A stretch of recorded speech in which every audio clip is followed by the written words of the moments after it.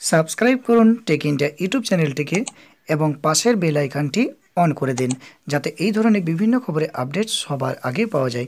এবং ভিডিওটার নিচে একটা লাইক অবশ্যই দেন এবং ভিডিওটা সমস্ত সরকারি কর্মচারীদের মধ্যে শেয়ার করুন। ভোটের আগে সরকারি কর্মচারীদের জন্য বিরাট উপহার দিদির, চালু হচ্ছে নতুন পদ্ধতি।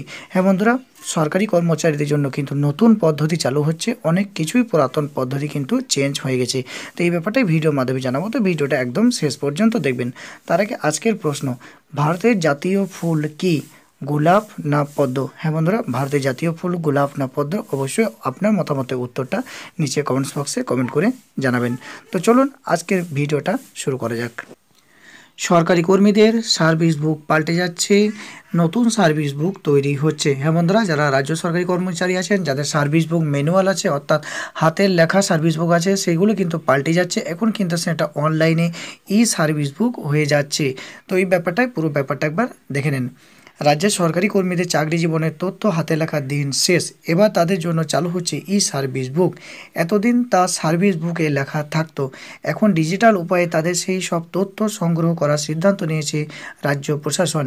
এইভাবে খুব সহজেই তাদের তথ্য জমা রাখা যাবে, কম সময়ে এই কাজ সেরে ফেলা যাবে, কারণ খাতা কলমে আর লেখার ব্যাপার থাকছে না। এই তথ্য আগে থেকে আরও সুরক্ষিত থাকবে। এই প্রক্রিয়া শুরু হয়ে গেছে। প্রশাসনে কোনো ভুয়ো কর্মী যেন না থাকে, তাই এই পদক্ষেপ। পাশাপাশি কোন দপ্তরে কত কর্মী রয়েছেন, কোথায় কত শূন্যপদ রয়েছে কিনা, এমন তথ্য এখন সহজে পাওয়া যাবে। প্রশাসনিক কাজে স্বচ্ছতা গতি আরও বাড়াতে এই উদ্যোগ। প্রশাসন সূত্রে খবর, প্রতিটি সরকারি কর্মীর সার্ভিস বুক থাকে। এর এক কপি সরকারের কাছে থাকে আর এক কপি থাকে সংশ্লিষ্ট কর্মীর কাছে। এই সার্ভিস বুক থেকে কর্মীদের তথ্য ই সার্ভিস বুকে তুলে নেওয়ার উদ্যোগ নেওয়া হয়েছে। তবে এই কাজ করার সময় সতর্ক থাকার কথা বলেছে প্রশাসন।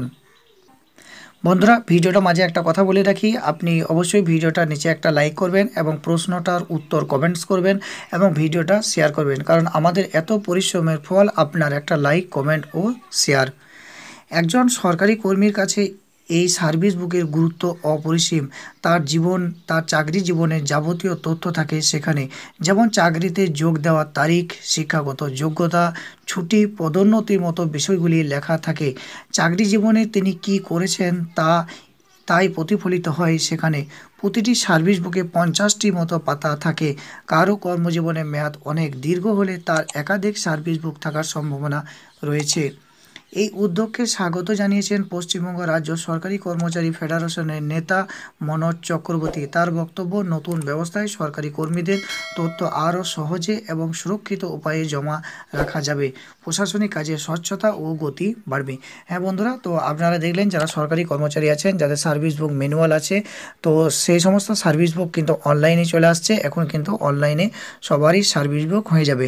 তো আশা করি ভিডিওটা ভালো লাগবে। যদি বন্ধুরা ভিডিওটা ভালো লাগে, অবশ্যই ভিডিওর নিচে একটা লাইক করবেন এবং প্রশ্নটার উত্তর কমেন্ট করবেন এবং ভিডিওটা সবার মধ্যে শেয়ার করবেন, কারণ আমাদের এত পরিশ্রমের ফল আপনার একটা লাইক, কমেন্ট ও শেয়ার। Thank you.